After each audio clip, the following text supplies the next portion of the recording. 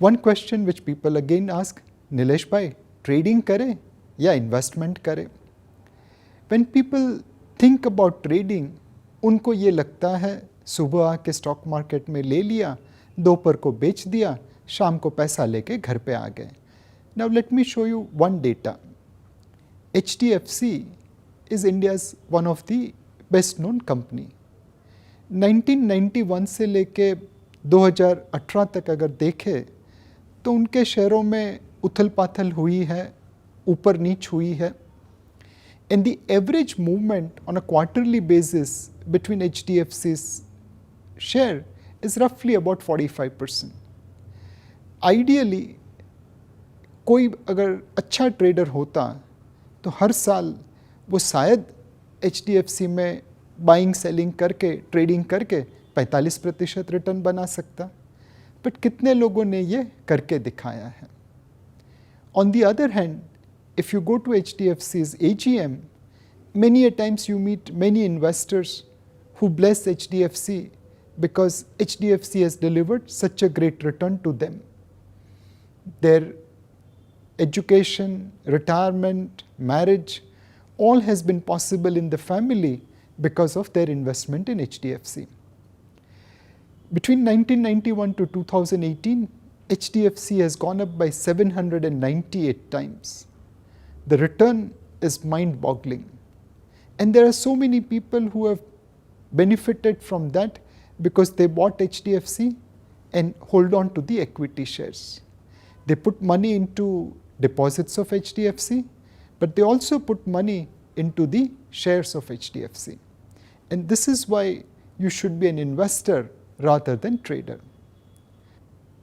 Let me tell you story of my cousin brother's trading history. Normally they enter the market when it has already run up. जब उनको लगता है उनके neighbours ने पैसा बना लिया, तब वो स्टॉक मार्केट में एंटर करते हैं, और एंटर करने से पहले मुझे पूछते भी नहीं हैं. बट जब मार्केट नीचे गिरता है तब वो याद करते हैं कि नीलेश भाई ने हमेशा कहा है गिरती हुई मार्केट में एवरेज करना, तो वो ट्रेडिंग पोजीशन में एवरेज करते हैं. फिर थोड़ी सी जब मार्केट ऊपर जाती है तो दे फील कंफर्टेबल कि चलो अच्छा किया, बट फिर मार्केट और गिरना चालू करती है, तब मुझे फ़ोन करते हैं कि नीलेश भाई हमने ये स्टॉक ले लिया है, उसका क्या करें. एंड बहुतेक वो ऐसी कंपनीज़ के नाम लेते जिसको मैंने कभी सुना भी नहीं है. तो मैं उनको यही कहता हूँ कि देख भैया तू इन्वेस्टमेंट कर, ये ट्रेडिंग ब्रेडिंग छोड़ दे. उसके बाद वो फ़ोन रख देते हैं एंड मोस्ट प्रोबेबली जो शेयर लिया था वो बेच देते हैं. फिर मार्केट थोड़ा और गिरता है तो उनको लगता है कि ये स्टॉक मार्केट में पैसा कभी लेके नहीं बनता है, बट बेच के बनता है. जिस स्टॉक को हमने लिया उसकी जगह पे अगर बेच दिया होता तो कितना पैसा आज बनता. तो वो जाके गिरी हुई मार्केट में स्टॉक को शॉर्ट करना चालू करते हैं. थोड़ा शेयर नीचे जाता है तो वो खुश होते हैं, पोजीशन एवरेज करते हैं, डबल करते हैं. एंड नॉर्मली ये होता है कि उनके बेचने के बाद भाव ऊपर जाना चालू कर देते हैं. जब भाव ऊपर जाना चालू करते हैं तब मुझे वापस फ़ोन करते हैं कि नीलेश भाई ये स्टॉक बेचा था, अब क्या करें. एंड अगेन मैं उनको यही सलाह देता हूँ कि आप इन्वेस्टर बनिए, ट्रेडिंग मत करिए. फिर वो अपना लॉस बुक करते हैं और उसके बाद मार्केट और ऊपर चला जाता है, और तब वो लोग मेरी मम्मा को फ़ोन करते हैं कि मौसी जी नीलेश भाई स्टॉक मार्केट में काम करते हैं, ज़रा संभल के रहना, स्टॉक मार्केट अच्छे लोगों के लिए नहीं है, स्टॉक मार्केट तो जुए का अड्डा है. अब मैं अपने कज़िन भाइयों को कैसे समझाऊं कि स्टॉक मार्केट इन्वेस्टर के लिए सही है, बट आप जिस तरह से ट्रेडिंग करना चाहते हैं, आप जिस तरह से रातों रात पैसा बनाना चाहते हैं, वो सही नहीं है. नॉर्मली एक ऑर्डिनरी इन्वेस्टर्स के लिए, एक ऑर्डिनरी इंडिविजुअल के लिए मेरी यही सलाह है, trading is injurious to your financial health. Trading में पैसा बनाना बहुत ही डिफ़िकल्ट है और ये गिने चुने लोग ही कर पाएंगे। एक एवरेज आदमी के लिए हमेशा यही सोचना चाहिए कि trading is injurious to my financial health. Now next question comes, investment करके पैसा बनता है क्या? सो मैं अपने कज़िन ब्रदर्स को कुछ इस तरह समझाने की कोशिश करता हूँ कि तेरे पास आज मारुति गाड़ी है, तू मर्सिडीज़ में बैठना पसंद करेगा क्या? And my cousin brothers are saying that yes, I don't mind having a Mercedes. And I said, if 10 years back when you bought your Swift car, at that point of time, if you had bought shares of Maruti, today, after a decade, by selling those shares, you could have purchased a Mercedes Benz. Because Maruti stock is up 17 times in last decade. Now, when I make this kind of statement, my cousin brother says, कि देख नीलेश भाई, Mercedes तो मैं खुद ही अपने बूते पे ले लूँगा, तू मुझे रोल्स रॉयस लेने की बात बता।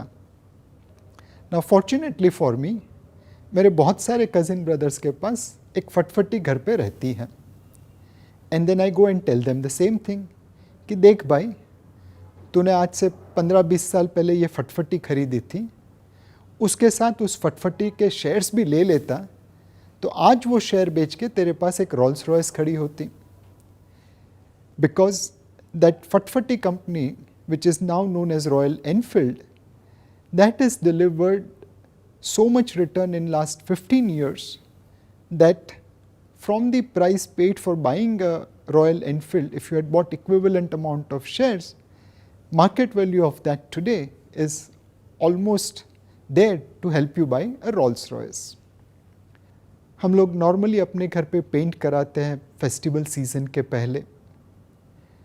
Now, if you had bought paint company shares when you were painting a house 20 years back, today that shares would have appreciated so much that you could have bought almost a new property.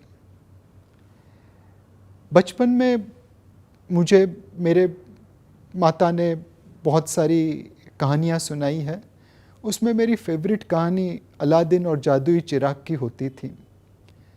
हमेशा यही सोचता था कि ज़िंदगी में कभी जादुई चिराग मिल गया, तब पता चला कि ये जादुई चिराग तो है नहीं कहीं, खुद को ही घिसना पड़ता है तब जाके कुछ बनता है।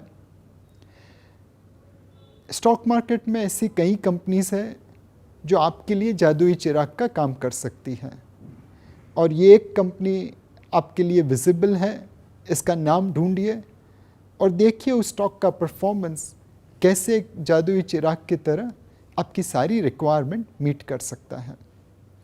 मैं आप लोगों से यही रिक्वेस्ट करूंगा कि instead of telling stories of Aladdin and जादुई चिराग, please tell your children story of how to purchase good stock, how to stay invested in that stock, because that stock will probably do the work of genie and deliver as much return as one would expect. If we see over last many years, we have consumed medicines, we have dyed our hair with Godrej hair color dye, we have used parachute to oil our hair, we have also smoked a cigarette. The things which we consumed, if we had invested in those companies over last 10, 15, 20 years, that would have created enormous amount of wealth for us. So limited point here, making right investment helps you outperform inflation, helps you become wealthy. Mutual fund investments are subject to market risks. Read all scheme-related documents carefully.